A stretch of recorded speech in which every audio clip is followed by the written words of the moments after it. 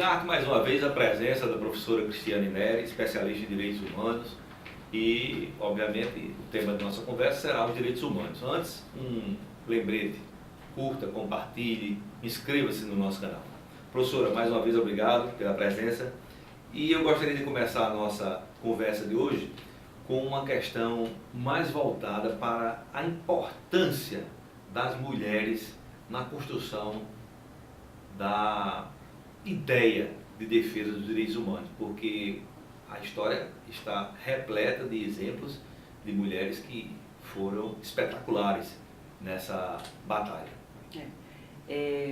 A mulher, ao longo da história, Luiz, foi sempre um elemento, na verdade, dominado, né? A nossa história ela é farta de exemplos de dominação, né? Então, a mulher sempre aparece aí como um sujeito passivo, né? Sempre sofrendo violações ao longo da nossa história. Mas isso daí nunca foi suficiente para calar, né? Nem para escurecer um pouco o papel da mulher dentro da sociedade e dentro da construção de direitos, especificamente de direitos voltados para as mulheres.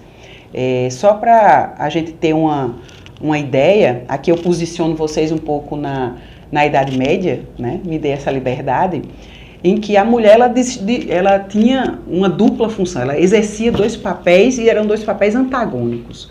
Ou a mulher, ela era pura, né, virginal, né, praticamente endeusada pela sociedade, e isso demandava dela uma série de posturas e de comportamentos, ou ela era a devassa, né, aquela pessoa endemoniada que poderia levar o homem a uma derrocada em seus planos e projetos políticos. Então, a mulher sempre viveu, né, nessa divisão, nesse mundo duplo. E se você não fosse, né, logicamente, não se enquadrasse dentro do primeiro papel, você já estaria no outro. As mulheres que não eram casadas, que não exerciam o papel dado, criado, né, pela sociedade, e aqui desse ênfase a Igreja Católica, que, claro, né, castrou a mulher, silenciou a mulher muito tempo, mas a gente vê que mesmo nessas condições a mulher ela ressurge, ela vai aparecer como um elemento importante dentro da sociedade e sempre estabelecendo as suas lutas. Nós tivemos vários exemplos de mulheres que lutaram ao longo da história e que conseguiram fazer com que nós hoje fôssemos vistas de modo igual, né? Então, a nossa história foi construída através de lutas. Lutas, primeiramente, em busca de quê? De reconhecimento. Reconhecimento de quê? Da sua humanidade, da sua condição de humano, a sua condição de sujeito de direitos, de papel ativo dentro da sociedade, que era negado tanto pelos homens quanto pela igreja, que exercia o maior poder. Professora, as conquistas sempre estão atreladas a intensas batalhas da sociedade. Agora, por que é tão difícil estender à maior parte da sociedade direitos que respeitem a dignidade humana? Bom, na verdade a gente tem que pensar que hoje os direitos humanos eles vão buscar aquelas comunidades, aquelas pessoas, aqueles grupos mais marginalizados, né? Então, como eu estava dizendo para vocês, toda a aquisição de nossos direitos, eles são um grande processo, né, histórico e acumulativo. Eu vou acumulando direitos ao longo do tempo.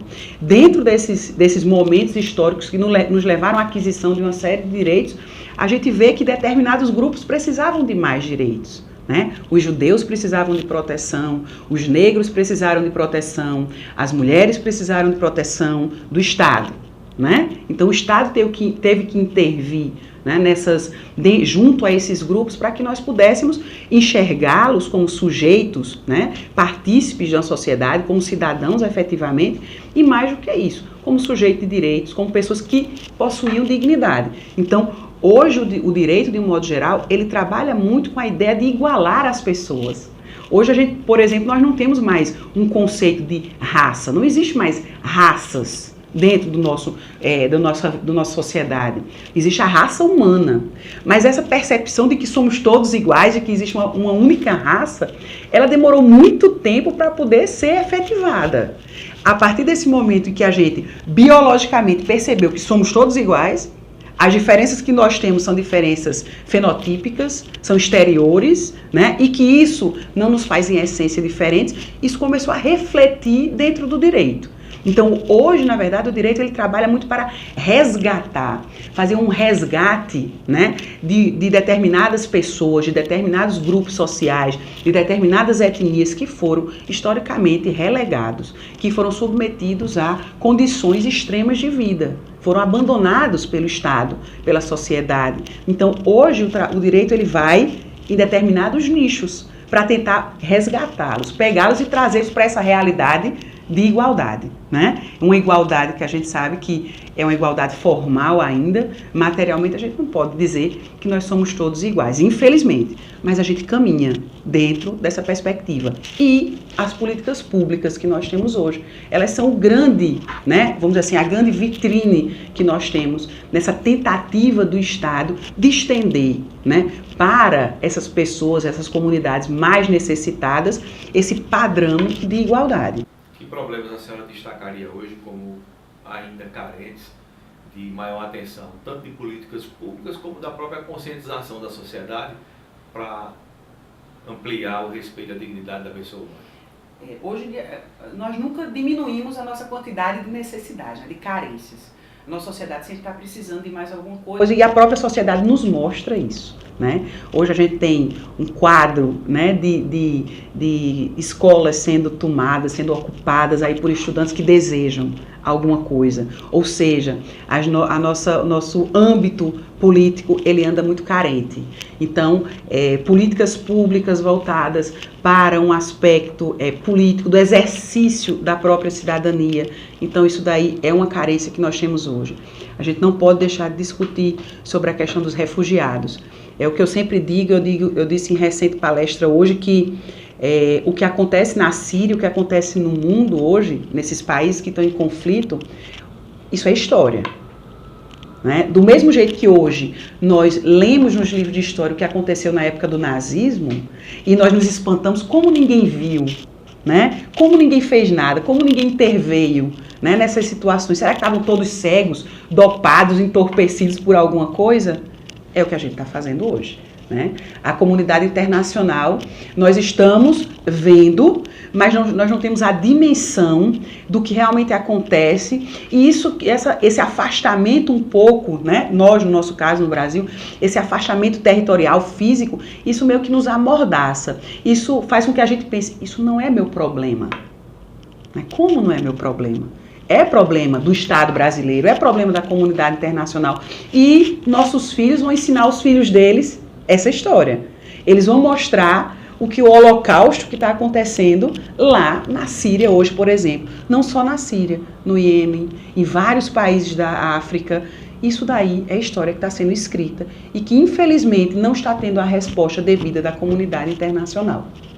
Agora, professora, para concluir, os direitos humanos hoje não dependem mais do direito econômico do que de leis que garantam o respeito à dignidade humana? Eu acho que ele não depende do direito econômico, mas ele precisa dele para que ele se torne mais efetivo. Às vezes ele não é um aliado, mas às vezes ele é o seu adversário. Então essa relação entre direito e principalmente os direitos humanos, ela é uma relação muito controversa, né? Entre a economia e os direitos humanos. Uma hora ele vem para ajudar, né, o poder econômico, ele se usado para a proteção dos nossos direitos, se utilizado, né, no sentido de proteger a dignidade da pessoa humana, então isso daí vai vir só a contribuir. Exemplo disso a gente tem também a farta aí, que é, por exemplo, hoje as empresas elas têm uma responsabilidade social. O que é isso? Responsabilidade social da empresa é exatamente esse engajamento, né, da empresa, tendo como objetivo propiciar para a sociedade, para o seu entorno, o quê? Melhor qualidade de vida, fazer o reflorestamento, mas é em prol de quê? Só da empresa? Não, ela utiliza todo o seu instrumental para tentar propiciar essa benesse para toda a sociedade que está ali, mas também ele é um grande e talvez um dos maiores violadores dos direitos humanos. Quando você vê, por exemplo, situações como a usina de Belo Monte, como nós vemos as grandes empresas hoje, grandes nomes, eu não vou nem citar aqui especificamente empresas privadas, mas a gente vê a prática de trabalho, a condição análoga de escravo, feito por determinadas empresas, né, de renome internacional hoje. Você vê crianças sendo utilizadas, né, em países da África para grandes conglomerados econômicos. Então, a economia, o poder econômico hoje, ele tem essa relação com os direitos de um modo geral e com os direitos humanos conflituosa. Professora Cristiane Neri, muito obrigado pela sua participação. Obrigado a todos. Obrigado.